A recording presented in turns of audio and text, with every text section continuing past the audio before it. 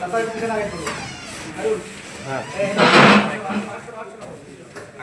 पिछने আসেন একটু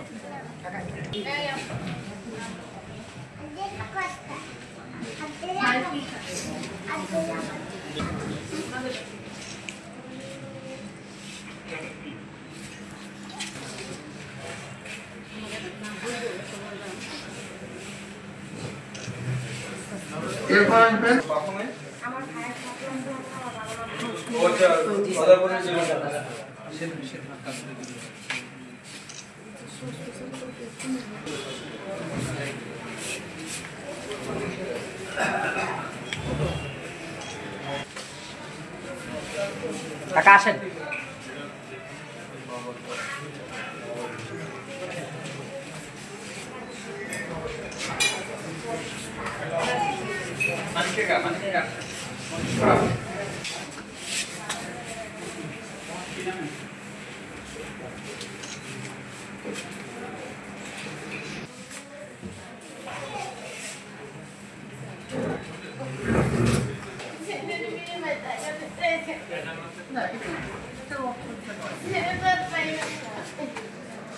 কারো ছেলে মেয়ে চিরকাল থাকবে না, কিন্তু আপনার ছেলে যেভাবে গেছে সবাই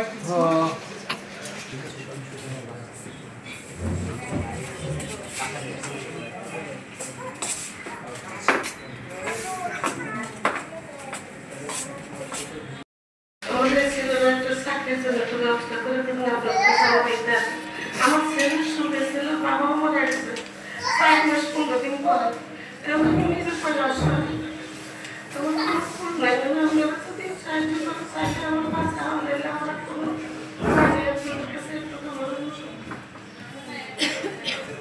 আপনার ওই যে সাহায্য তো চলতেছে, সাহায্য চলতেছে আরো। আমি তখন সার্ভিস ট্রেনিং সেন্টার নওগাঁয় আমার নিজের ভাগ্নে পরে ইউনাইটেড স্টেট ইউনিভার্সিটি ইউআইইউ ব্যস্ততার কারণে একটু দেরি হয়েছে আমার আসা। দেখিনি আমরা জুলাই আগস্টের বিপ্লব পেয়েছিলাম, আমরা মুক্তিযুদ্ধ দেখিনি, আমরা আপনার পরিবারের যারা শহীদ হয়েছেন তাদের সফর দেখেছি।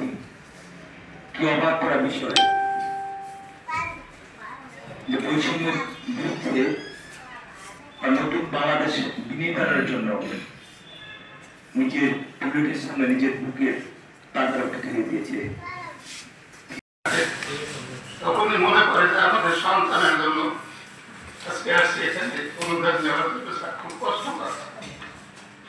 স্যার একদম মেনে নিতে পারি না স্যার, যে কোটি কোটি টাকা দিলেও স্যার সন্তান তো পাওয়া যাবে না স্যার, কিন্তু তারপরে লজ্জা লাগে স্যার আপনাদের কাছে এই জন্য আসার জন্য, আপনাদের সম্মানার্থে স্যার আসি, আমাদেরকে মাফ করে দিবেন স্যার। স্যার বেশি কিছু বলতে পারবো না স্যার।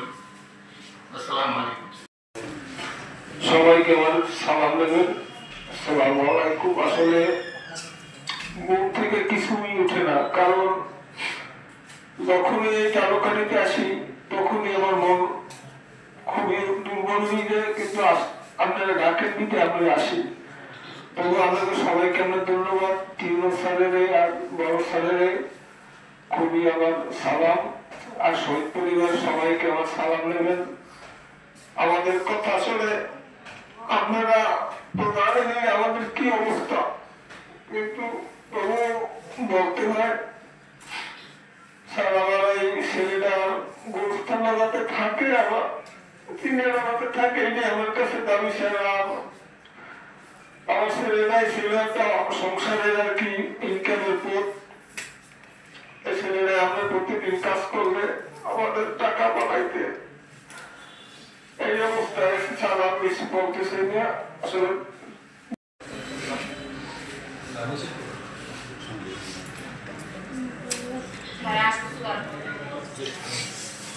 কালকে বলবেন সেটা আলোচনা করতে পারে না।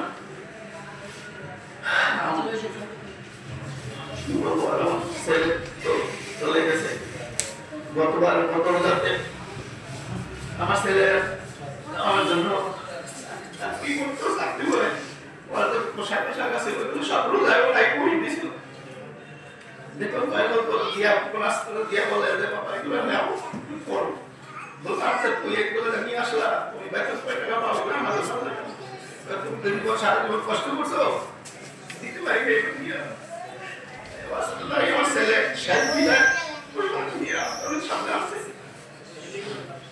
এই বয়সে আমাদের খুবই সমস্যা ছেলের কবরস্থানটা একটা নষ্ট হয়ে গেছে রাস্তাগুলো নষ্ট হয়ে গেছে খবরের কাজ স্যার বলছিল ঠিক করে দিলে এইটা তো দ্রুত আমি পড়ি এইটাই আর কি জুলাই আগস্ট গণঅভ্যুত্থানে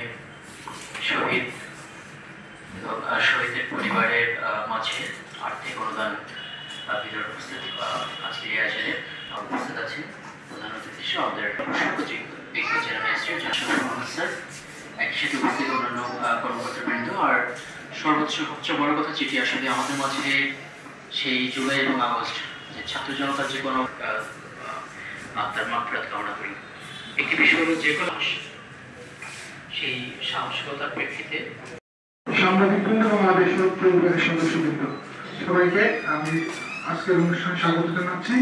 অনুষ্ঠানের শুরুতে আমি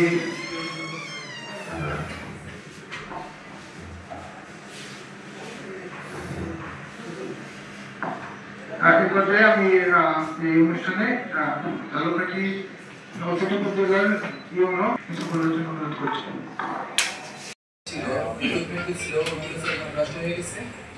আর স্যার